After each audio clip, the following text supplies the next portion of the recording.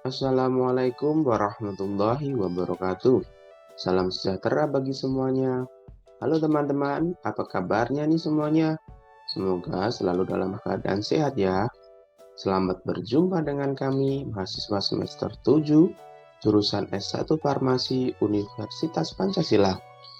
Perkenalkan, namaku Afif Fajri Rosyidi. Lalu, anggota kelompokku ada Lilis Putri Rahayu, Yayu Sriwayuni, Tati Haryati Kalake, Yuli Kusuma Lestari Ningsih, Reni Septiani Mulyawati, dan Ruhul Fitriana. Oke, langsung aja ya. Tujuan kami membuat konten ini untuk sedikit memberikan informasi dan edukasi tentang topik yang mungkin bagi sebagian teman-teman farmasi sudah sangat familiar, yaitu tentang dagu sibu. Gimana? Sudah pernah dengar kan? Nah, untuk teman-teman lainnya yang belum tahu, sedikit info pembuka ya dari saya. Dagu sibu itu singkatan dari dapatkan, gunakan, simpan, dan buang. Tentunya tentang dunia farmasi dong ya, obat pastinya. Yang ditujukan agar masyarakat lebih paham mengenai obat. Nah, penasaran kan apa itu? Buat yang mau tahu, boleh nih langsung disimak aja penjelasan dari kami.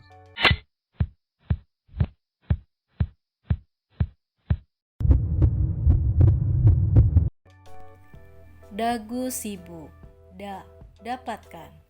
Dapatkan obat dengan baik dan benar. Di mana sih kita bisa mendapatkan obat yang baik dan benar? Obat-obat yang baik dan benar bisa kita dapatkan di tempat penjualan obat yang resmi, terjamin, dan berizin, seperti apotek, instalasi farmasi rumah sakit, puskesmas, toko obat berizin, atau instalasi farmasi klinik. Belilah obat di tempat yang paling terjamin, yaitu di apotek. Penyimpanan obat di apotek lebih terjamin sehingga obat sampai ke tangan pasien dalam kondisi baik. Pastikan apotek yang kita datangi memiliki izin apotek dan dapat dipercaya. Sebaiknya kita tidak membeli sembarang obat di warung, karena penjaga warung bukanlah orang yang mempunyai ilmu di bidang obat.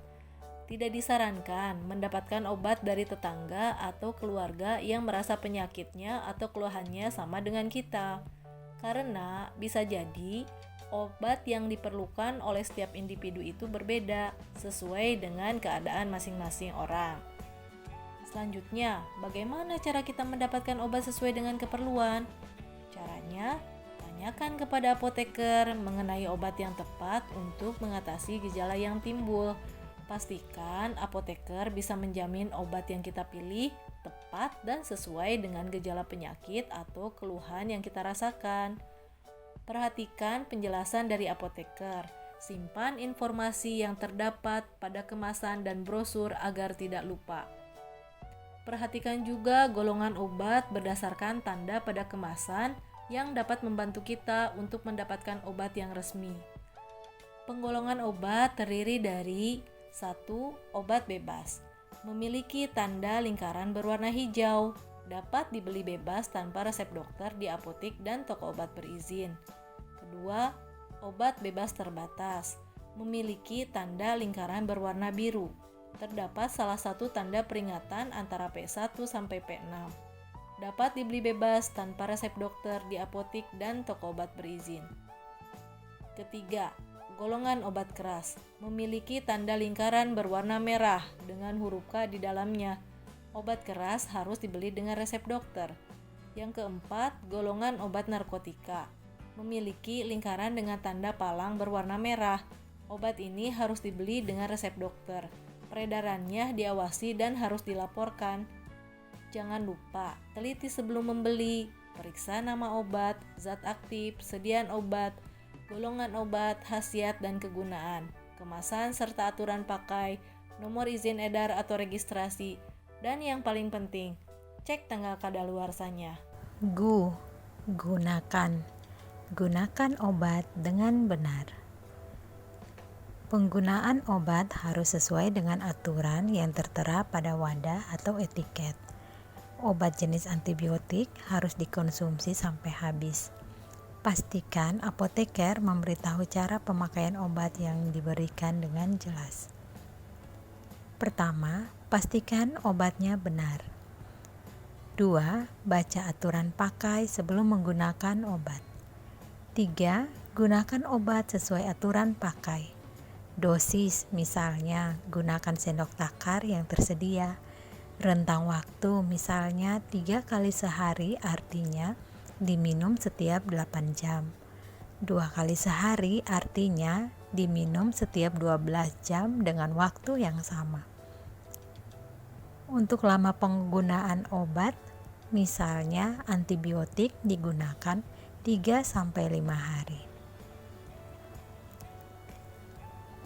Keempat, gunakan obat sesuai cara pemberian. Tablet, kaplet, atau kapsul ditelan dengan bantuan air minum. Tablet buih atau effervescent dilarutkan dengan segelas air. Tablet hisap diletakkan di rongga mulut dan dihisap. Tablet sublingual ditaruh di bawah lidah dan tidak untuk ditelan.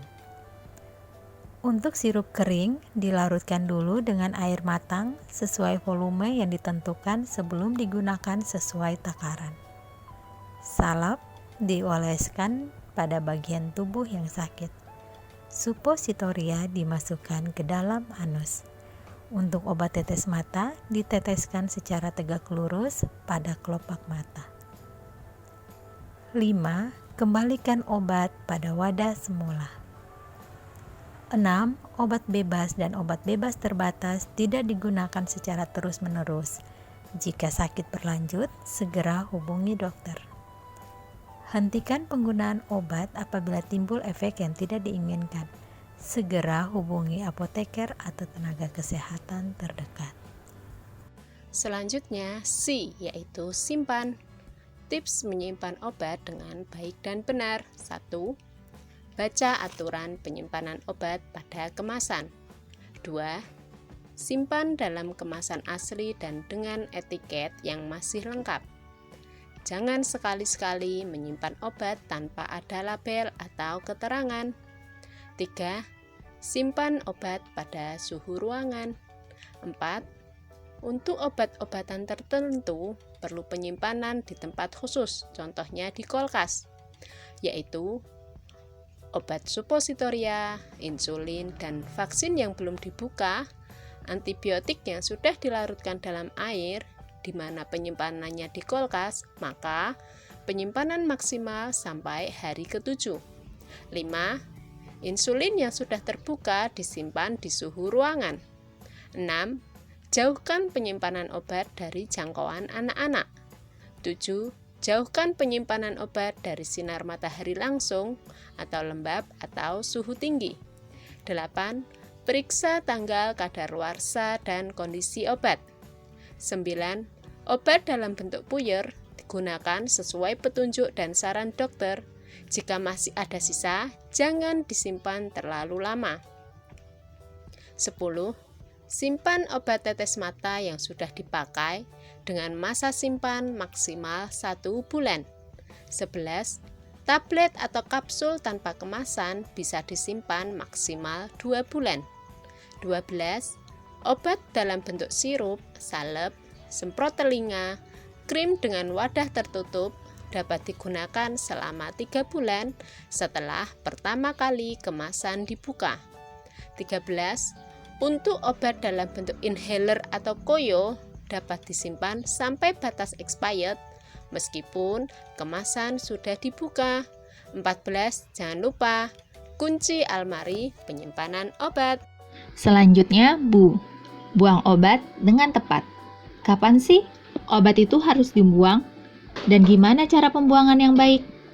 Perlu diingat ya teman-teman, obat merupakan bahan kimia yang jika dibuang begitu saja dapat berpotensi merusak lingkungan atau jika tidak dibuang dengan tepat berpotensi digunakan lagi oleh oknum-oknum yang tidak bertanggung jawab. Bahaya kan?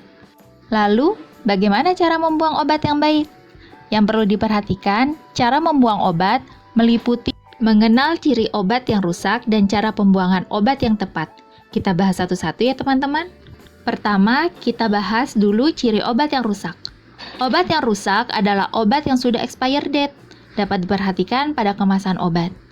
Ciri lain dari obat yang rusak adalah jika kemasannya rusak, terjadi perubahan warna, bau, dan rasa dari obat.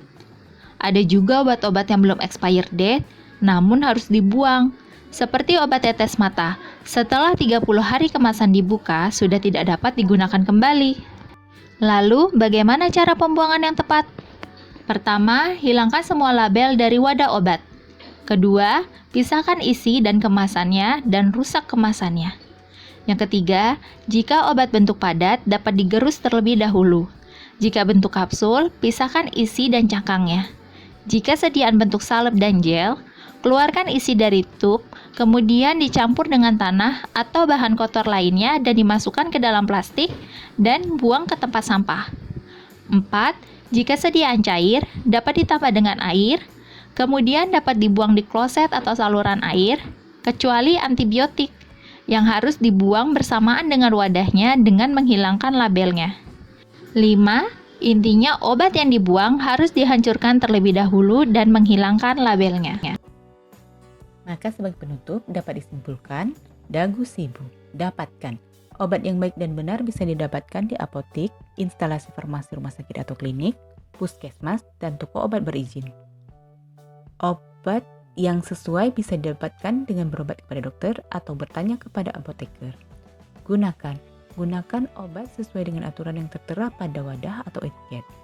Obat antibiotik harus dikonsumsi sampai habis. Pastikan kita mendapatkan informasi cara pemakaian obat yang jelas. Simpan dalam kemasan asli dan dengan etiket yang masih lengkap. Simpan obat pada ruangan. Obat-obat yang disimpan di kulkas seperti suppositoria, insulin, vaksin yang belum dibuka. Antibiotik yang sudah dilarutkan dalam air, penyimpanannya maksimal 7 hari. Insulin yang sudah terbuka disimpan di ruangan. Buang obat-obat rusak. Obat rusak adalah obat expired date, obat yang sudah berubah warna, bau, dan rasa, serta obat tetes mata yang telah dibuka lebih dari 1 bulan. Obat yang akan dibuang harus dihancurkan terlebih dahulu dan dibuang labelnya. Antibiotik dibuang bersama dengan wadah dengan menghilangkan labelnya. Sekian dari kami dengan Dagu Sibu. Terima kasih.